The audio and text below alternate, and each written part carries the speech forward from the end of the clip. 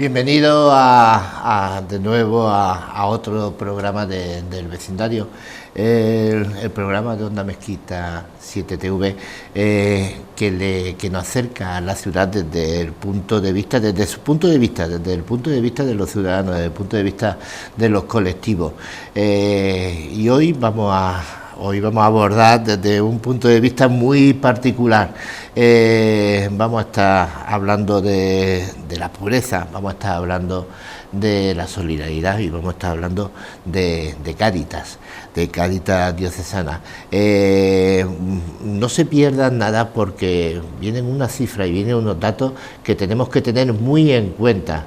Tenemos que tener muy en cuenta en esta fecha y siempre. Por favor, acompáñenos.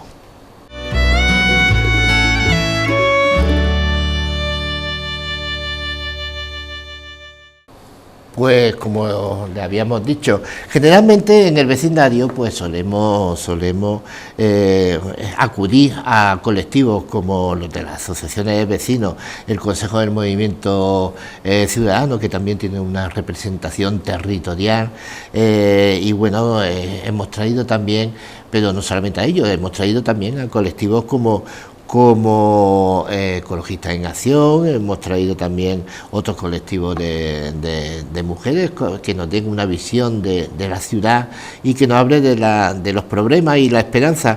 Oye, pero se nos había pasado los colectivos solidarios, se nos había pasado un poquito ese voluntariado inmenso que tienen asociaciones solidarias. Y bueno, para empezar, yo creo que casi como empezar por el buque insignia, ¿no?, de la solidaridad en Córdoba desde el punto de vista de los ciudadanos. Salvador Ruiz, director de Cáritas diocesana, muchísimas gracias por acompañarnos, muchísimas gracias por prestar tu tiempo y bueno, muchísimas gracias por prestar tu tiempo a ti y a 1.650 voluntarios, tengo entendido. No sé si ha subido o ha bajado en este año.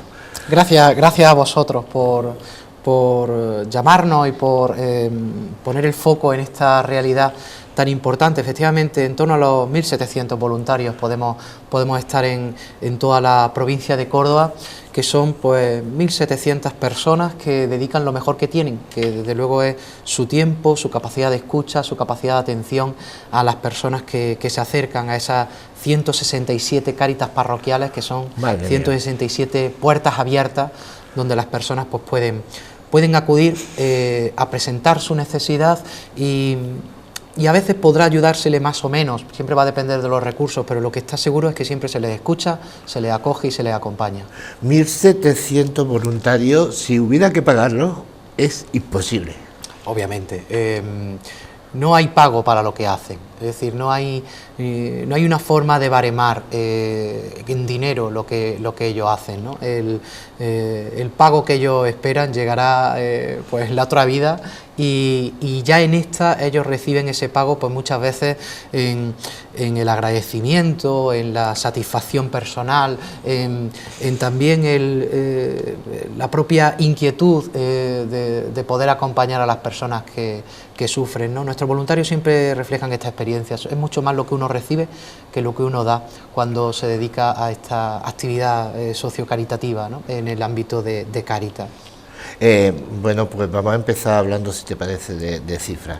La pobreza, una pobreza que no se ve, que no hay que mirar hacia abajo para encontrar pobre. Hay la pobreza, según los baremos de la Unión Europea, encontraríamos que prácticamente la quinta parte de la población cordobesa, la cuarta parte quizás, vive por debajo del nivel de pobreza. Los últimos datos que tenemos, que pertenecen al informe FOESA, como sabes, el informe FOESA, que es un informe que realiza Cáritas español a nivel de toda España, es quizá el informe social más completo que existe hoy en materia de exclusión y de pobreza, ¿no? Pues este año, que el informe FOESA además ha bajado hasta el nivel autonómico, nos ha descrito una realidad bastante importante en este sentido. Nos dice, por ejemplo, que tras el periodo de la pandemia que todavía no ha pasado ni desde el punto de vista sanitario. Bueno, no ha pasado ni la crisis económica de 2008, es que hemos palmado una con otra y todavía tenemos gente que viene arrastrando desde 2008. Efectivamente, absolutamente. La pandemia no trajo la pobreza a Córdoba, la pobreza ya estaba antes de la pandemia, la pandemia se ha venido a agravar algunas situaciones importantes. Ya digo, en el informe FOESA se señala que la vulnerabilidad social entre la situación anterior a la pandemia y la situación de este año ha crecido un 36%. Madre mía. Estamos hablando ya en toda Andalucía de 2,2 millones de personas en situación de exclusión social, de los cuales 1 millón y pico, en torno a 1.100.000 personas, están en situación de exclusión severa y de los cuales 475.000, según el informe FOESA, están en situación ya de sociedad descartada, es decir, situaciones en las que ya prácticamente es imposible llegar a una situación de inclusión con estas personas. Es decir, la situación de pobreza y de exclusión que no vino con la pandemia, sí que ha venido a agravarse con la pandemia. Esto en Córdoba, en nuestra provincia de Córdoba, pues hace, por ejemplo, que podamos dar cifras desde Cáritas de 35.000 personas en un año, en el año pasado, el año 2021, sí, que pudimos nosotros acompañar, atender, ayudar desde nuestras Cáritas parroquiales. 35.000 personas. Antes de la pandemia nosotros estábamos en torno a las 20.000. Es decir, hemos subido de forma importante, con algunas connotaciones que a nosotros además nos preocupa. Por ejemplo, nosotros vimos en medio de la pandemia, ya digo, en medio de la situación de especial vulnerabilidad, cuando los confinamientos, cómo habíamos triplicado las personas que por primera vez se acercaban a Cáritas. Es decir, personas que nunca antes habían llegado a Cáritas a pedir una situación de ayuda. Por eso es importante señalar lo que tú decías antes. Los perfiles de pobreza son absolutamente variados, tanto que aunque es verdad que podemos señalar que hay un número importante de personas que provienen de barriadas, de barrios, de poblaciones pues tradicionalmente denominadas como bolsas de pobreza, las personas que casi con todo el tópico y con todo el estereotipo, ¿no? Efectivamente. Junto a eso hay una gran cantidad de personas que están atendiendo la parroquia de San Miguel, por ejemplo, la parroquia de San Nicolás, por ejemplo, la parroquia de la Compañía, por ejemplo, la parroquia de Cristo Rey, por ejemplo. Es decir, es verdad que tenemos grandes bolsas de pobreza, que es un gran problema de la ciudad. No olvidemos que aquí tenemos 4 de los 15 barrios más pobres de España. Y eso es algo que nosotros tenemos que plantearnos como sociedad, como comunidad, desde todos los frentes, tanto desde el frente de la administración pública como desde el frente de la empresarial, del tejido social, del tejido asociativo. Todos tendríamos que luchar contra eso, pero que no olvidemos que más allá de esos focos de pobreza tradicional hay unos nuevos perfiles de pobreza que a nosotros nos preocupan particularmente, porque efectivamente quien perdió su empleo antes de la situación de pandemia o durante la situación de pandemia, hoy todavía no está trabajando. Y hay una situación importante de personas que no han mejorado su situación, aunque la situación sanitaria parezca que mejora. Por eso decía yo antes que la pandemia, efectivamente, en lo social no ha acabado. Son pobres con corbata. Absolutamente, pobres que uno no podría identificar como tal cuando se cruza con ellos por la calle, sin embargo están en una situación perfectamente de vulnerabilidad, de riesgo de exclusión o efectivamente en situación de exclusión. Y pobres que quizás ni se crean todavía que cómo le ha podido venir la vida así, ¿no? Absolutamente, de hecho las situaciones de vulnerabilidad muchas veces no deja de ser como la caída en un gran pozo, ¿no? Una acumulación de problemas puede perfectamente llevar a una persona a situación de exclusión, y a lo mejor esa acumulación de problemas viene pues, por un problema familiar, un divorcio, que poco a poco va dando paso a otras situaciones, hasta la pérdida de empleo, la llegada de ciertas dependencias que puedan afectar a la persona, hasta que llega una situación que perfectamente puede acabar en el sinhogarismo, ¿no? En personas que no tienen hogar. De hecho, nosotros somos testigos de muchas situaciones en las que una persona en el plazo de 2-3 años pues puede pasar de una situación absolutamente normalizada a una situación de exclusión. Es decir, nadie está exento además de pasar por esta situación. Yo creo que esa es una de las grandes motivaciones que nos debe ayudar a comprender la situación de las personas sin hogar y la situación en general de las personas que sufren pobreza y exclusión, y además nos debe llevar a sentirnos empáticos y a ayudar y a colaborar, ya sea económicamente o ya sea con nuestro tiempo como voluntarios ante estas situaciones, porque nadie está exento de en algún momento poder necesitar una ayuda porque haya estado en una situación de vulnerabilidad. ¿Y el camino de Huerta? ¿El camino de Huerta existe? Existe, pero es muy difícil hacerlo solo. Yo creo que el gran mensaje está en que la inclusión no la puede hacer uno solo. Es muy difícil que uno emprenda solo el camino de vuelta. ¿Se puede hacer el camino de vuelta a la inclusión? Sí, nosotros tenemos muchas experiencias, gracias a Dios, de personas que han estado en una situación de absoluta vulnerabilidad y que hoy están en una situación de normalización. Gracias a Dios hay muchísimas experiencias en este sentido, pero necesitan mucho acompañamiento. Necesitan personas concretas que le ayuden en momentos concretos y que le ayuden a dar paso en esas situaciones de inclusión. Y además necesitan también el apoyo comunitario, el apoyo de una sociedad que le preste ayuda. Por ejemplo, una de las cuestiones, cuando yo hablaba con algunas personas en situación de vulnerabilidad, una de las cuestiones que me decía un chico joven que provenía de uno de estos barrios que decimos que son de los barrios más pobres de España. Me decía este chico, cuando yo relleno un currículum, yo no puedo decir dónde vivo, claro, porque si en mi currículum aparece dónde vivo, a mí no me contrata nadie. Claro, para salir de esta situación necesitamos un compromiso social y que un empresario, al valorar a un trabajador, pues por ejemplo, no valore negativamente de dónde viene, bien, o cuál es su historia previa, o cuál es su situación previa, sino que valore efectivamente cuáles son sus capacidades, cuál es su formación. Cuando nosotros además pues invertimos mucho tiempo, por ejemplo, en la formación de estos chavales, invertimos mucho tiempo en la capacitación, etcétera, ¿no? O personas que nosotros tenemos en acogida, en la casa de acogida, que efectivamente cuando están buscando un trabajo, pues una gran dificultad es decir que viven en la casa de acogida.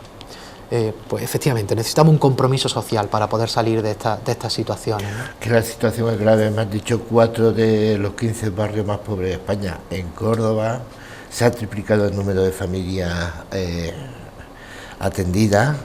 Estamos hablando de 35.000 personas. 35.000 personas con una ayuda mínimo semanal, ¿no? Supongo. Depende, depende de la situación que hayan presentado. En algunas parroquias la ayuda generalmente la ayuda siempre está muy personalizada. Se va viendo cuánto tiempo se le puede ir ayudando, en qué condiciones se le puede ayudar, en qué clave se le puede ayudar, ¿no? Hay personas que se le ayudan en alimentación, hay otras personas que se le ayudan por el pago de suministro, la luz, etcétera, ¿no? El tema de alquileres también es una situación que cada vez se presenta más, se presenta mucho también el tema de ropa, calzado, y todo esto además acompañado de los programas de promoción, toda la cuestión de empleo, la cuestión de formación, etcétera, en la que también se trabaja desde Cáritas, ¿no? El año pasado pudimos estar en torno a los 150 contratos de inclusión. Esa es la siguiente fase, porque esa es la situación. Y ahora, ¿cuántos frentes tiene abierto Cáritas, por ejemplo? Mucho. Esa es una risa, es casi la risa tonta de decir, madre mía, la que tengo en lo alto. No. Sí, es verdad así, casi, ¿no? Cáritas es una institución en la que el centro de nuestra actuación siempre está en la persona. Nosotros siempre hablamos que el centro de todo lo que nosotros hagamos siempre está en la persona, en su dignidad y en sus derechos. Y por eso cuando trabajamos no simplemente queremos trabajar desde el punto de vista de asistencial, en el sentido de que a veces es necesario, obviamente cuando una persona tiene una situación de carencia de alimentos, pues obviamente es lo primero que hay que paliar, ¿no? Porque la persona lo primero que necesita es comer. Lo primero es comer. Efectivamente, hay una situación que tiene que ver directamente con el derecho a la alimentación. También es verdad que nosotros estamos dando paso en que ese derecho de la alimentación se dé de forma cada vez más justa. Nosotros, por ejemplo, ya estamos sustituyendo en muchísimas parroquias el sistema tradicional de reparto de alimentos a través de una bolsa de alimentos, y lo estamos haciendo entregando unas tarjetas para que las personas puedan ir a comprar directamente de forma normalizada, o entregando unos vales o con unos códigos QR a través del teléfono para que puedan ir a la tienda, ellos mismos sean los que hagan su compra. Con esto además reactivamos el comercio local y hacemos ahí un poquito de economía circular, ¿no? En el sentido de que podamos también ayudar a las personas a una alimentación cada vez más digna, igual con el tema del calzado, de la ropa, el tema de los suministros, etcétera. Pero además de todo esto, que es de un carácter de ayuda directa, asistencial, que a veces hay que afrontar porque es una ayuda urgente, de urgencia, nosotros solemos trabajar generalmente en el ámbito de la promoción de la persona, y por eso nuestra gran buque insignia en este sentido en los programas de Cáritas es Solencor, nuestra empresa de inserción social, donde nosotros queremos ayudar a las personas a desarrollarse plenamente a través de un trabajo digno, un trabajo en el que primero han sido formados para esa actividad laboral. Después, durante un tiempo, nosotros los podemos contratar en las distintas líneas de inserción de la empresa, porque es una empresa de inserción, y terminamos haciendo con ellos el trabajo de intermediación laboral también con el resto de empresas. Tenemos pues más de 100 empresas que colaboran con nosotros en la intermediación laboral, donde también podemos nosotros ir enviando personas que han pasado por nuestro proceso de formación. Ya me voy congratulando un poco. Tengo aquí que son 833 personas que pasaron. Tengo datos datos antiguos, porque dentro de poco los vaya a renovar el próximo mes, con motivo también del Día del Amor Fraterno, a mediados de junio, ¿no? Cerca del Corpus. Tradicionalmente renováis y hacéis un balance de la situación, pero ya de entrada el año pasado se hablaba de 833 personas. ¿Han aumentado? Esas fueron las personas acompañadas en los programas de empleo. En los programas de Solencor. Las personas acompañadas en los programas de empleo. Ahí incluimos todas las personas con las que hemos ido trabajando en materia de empleo. Sí. Ahí tenemos personas con las que han participado de cursos de formación, con las que se ha trabajado de intermediación laboral, personas también a las que directamente hemos contratado, que puede estar en torno, pues ya digo, por encima de los 100, entre los 100 y los 150 contratos al año, podemos estar en sí, contratos de inserción sociolaboral, a los que sumamos también pues toda la intermediación laboral, es decir, personas que después de pasar por Cáritas han podido ser contratados en el mercado laboral pues tradicional, ¿no? en el mercado de la ciudad de Córdoba o de la provincia de Córdoba. Ya digo, para nosotros es quizá uno de los programas más importantes, porque es verdad que tampoco Cáritas soluciona el problema del paro en Córdoba, obviamente no tenemos nosotros la llave de ese problema, pero sí que es un gesto, un signo, es un gesto, una acción significativa, en el sentido de que se da prueba de que efectivamente con un buen acompañamiento, si muchas personas y muchas asociaciones, también el tejido empresarial, las empresas, la propia administración también unen sinergia, podemos ayudar a personas a salir de una situación de grave vulnerabilidad y a llegar a una situación de plena inclusión. Con uno solo que lo logre ha valido la pena. Efectivamente, y tenemos además el testimonio de que no es uno solo, gracias a Dios. Es verdad que no podemos ayudar a todos. No es el 100% de las 833 personas, pero efectivamente, aunque solamente sea uno de cada 8, ya eso es muchísimo, ¿no? Realmente para nosotros es uno de las grandes satisfacciones las que alcanzamos con la empresa de inserción, porque no podemos olvidar que la inserción social no es posible sin la inserción laboral, porque al final uno necesita su propia autonomía económica y poder de forma digna pues recibir un sueldo y poderse ganar la vida y con eso alimentar a la familia y ayudar a la familia y al final eso es lo que nos hace ir siendo personas en sociedad y formar parte de una comunidad, ¿no? Y ya digo, esta es una de las grandes satisfacciones que tiene Cáritas, porque al final es ver el final de los recorridos y de los itinerarios de inserción que nosotros planteamos con las personas. Veo también que cabe mencionar los programas de atención de personas en grave vulnerabilidad, 4.674 personas a través de proyectos de ayuda, personas mayores, discapacitados, y luego personas en situación sin hogar. Yo no sabía que había tantas, 784 personas asististeis. En un año. Este año quizás estemos un poco más. Sí, porque esos datos son del año 2020, sí, que fue el año del confinamiento, y efectivamente la pérdida de movilidad sí, pues hizo que las personas sin hogar no pudieron moverse tanto en ese sentido y nosotros solemos hablar por encima de las 800 personas generalmente. Madre mía. Personas sin hogar que durante un año, personas distintas, que durante un año han podido pasar por nuestros recursos para personas sin hogar, ¿no? No olvidemos que nosotros hemos cumplido el aniversario, 20 años de la casa acogida Madre del Redentor, y en los últimos 20 años de la casa acogida que se abrió en el año 2000, bueno, un poquito después, el año 2000, entre el año 2001 y el año 2002, año 2001. Fue a finales de ese año cuando comenzó a funcionar la casa. Desde que la casa se abrió hace 20 años hasta el día de hoy, nunca ha habido una cama libre. Madre mía. Es decir, la casa de acogida Madre Redentora ha estado siempre llena, con sus 40 plazas, a las cuales se le ha sumado en los últimos años el ala de baja exigencia, que son pues prácticamente otras 40 plazas, 30 y tantas plazas, es decir, el doble de plazas, que también ha estado siempre llena desde que comenzó, ya digo, hace unos cuantos años, y a eso se le suma la atención directa en calle por encima de las 50, 60 personas cada vez que nosotros salimos a calle los distintos días con la furgoneta. Efectivamente, porque salís con la furgoneta y os coordináis también con otros colectivos, ¿no? Con la red Cohabita, con Cruz Roja, vamos alternando, sí. Cruz Roja y nosotros, las rutas y la atención a las personas sin hogar, directamente en atención en calle. Es decir, sumándolo todo, nosotros a diario en Córdoba llegamos, es decir, seguramente haya muchas más, pero llegamos por encima de las 120 personas a diario. A diario. A diario. Personas sin hogar, a diario. Solo en la ciudad de Córdoba. Y habrá muchos más a los que no lleguemos.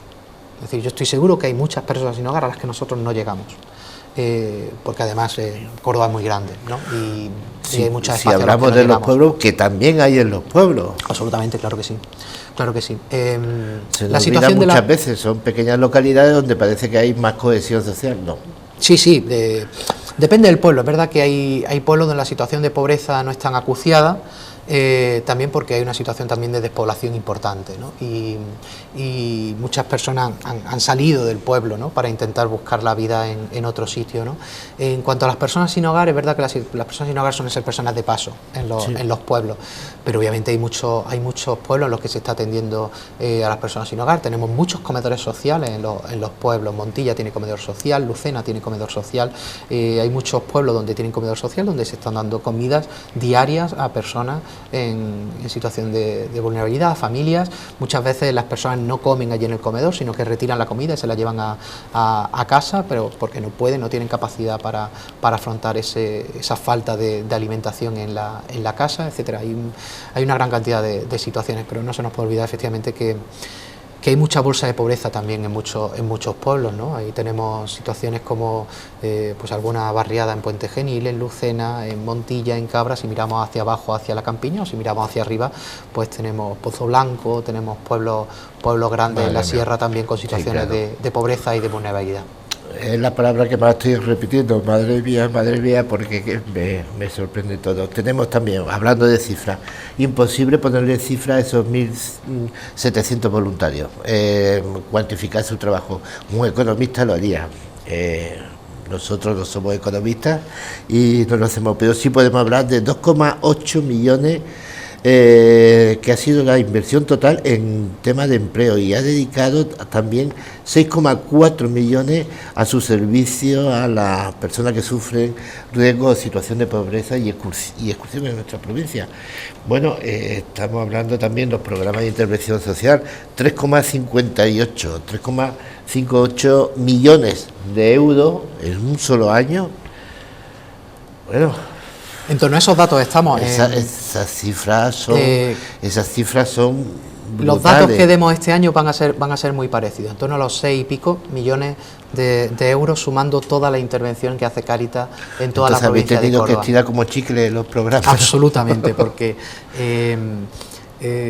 aunque parezcan datos muy importantes, los recursos siempre son escasos, ¿no? Yo destacaría de estos datos en que prácticamente la mitad pertenece al proyecto de empleo, que es un proyecto, sí, muy grande, muy importante en nuestra diócesis, y la otra mitad directamente a la atención a las familias. En cuanto a la atención a las familias, nosotros estamos aparejando datos en cuanto a porcentaje público-privado en torno a 70-30, es decir, 70% son fondos privados, donaciones, donativos, sí, personas que se acercan a Cáritas para entregar su donación económica, legados también, personas que quieren colaborar con nosotros, y en torno a un 30% es el fondo público, y la principal ayuda pública que nosotros recibimos es la X de la renta. Es decir, la asignación tributaria que los ciudadanos hacen a través de la X solidaria de la declaración de la renta. Eso en cuanto al programa, digamos, de atención directa a las familias, ¿no? Lo que es esto. Esto, sobre todo en Cáritas diocesanas, en las Cáritas parroquiales, prácticamente la totalidad son donativos. Muy difícilmente una Cáritas parroquial recibe algún tipo de subvención.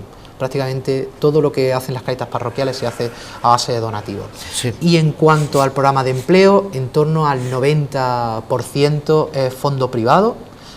Todo proviene de la propia actividad de la empresa de inserción, además de pues, las ayudas que también recibimos para el empleo por parte de particulares, de otras empresas, etcétera, y solo un 10% proviene de fondos públicos. Se ha dado el caso, y no ha sido poco,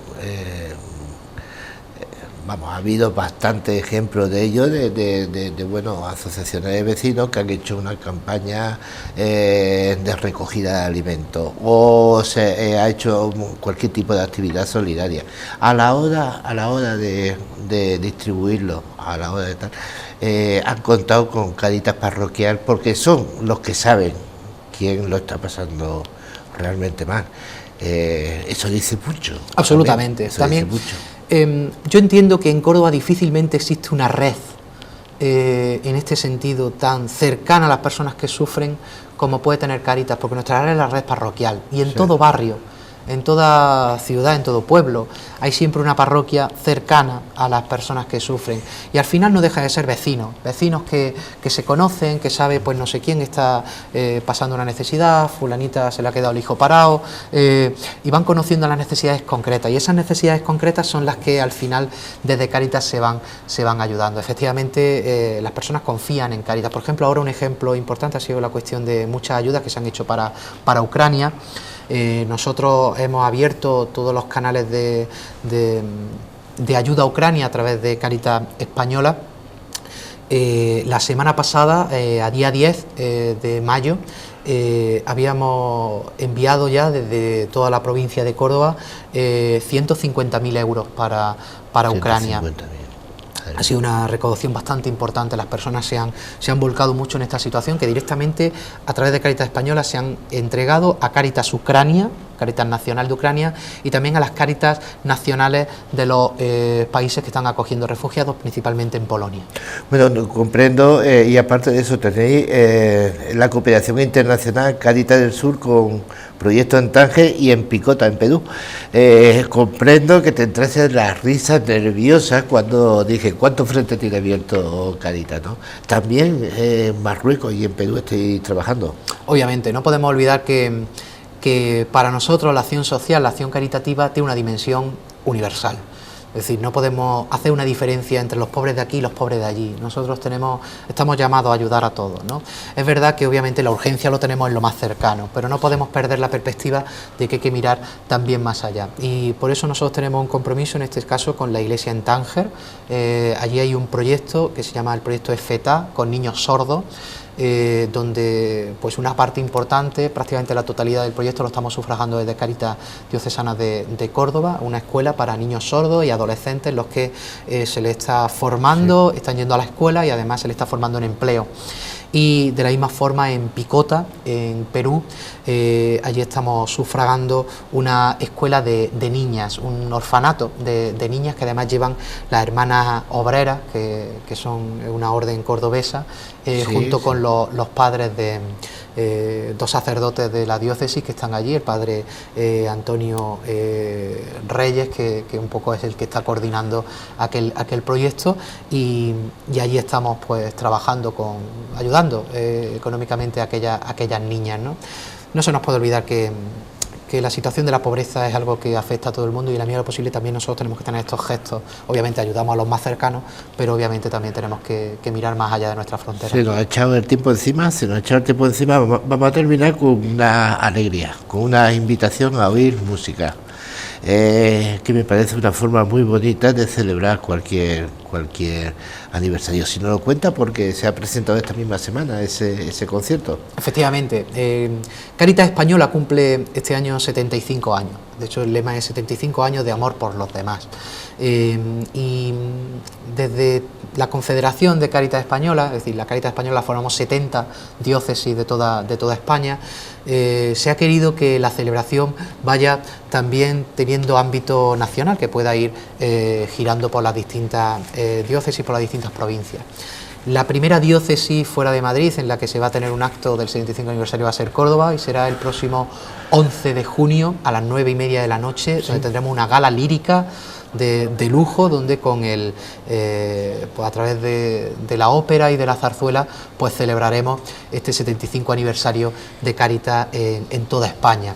Las entradas podrán comprarse tanto en la página web de Cáritas, caritascordoba.es, también en la sede de Cáritas, en calle Pérez de Castro número 4, también en nuestro restaurante Tapga, allí en la calle San Felipe, y se podrán adquirir entradas para este gran concierto lírico que, como digo, se celebrará en el recién inaugurado patio de San Eulogio, junto al Palacio Episcopal, que se ha quedado espectacular. Ayer mismo estábamos probando con algunos de los artistas la acústica y estaban diciendo que ni siquiera va a hacer falta seguramente ningún tipo de micrófono ni de sonido, porque se escucha de forma espectacular.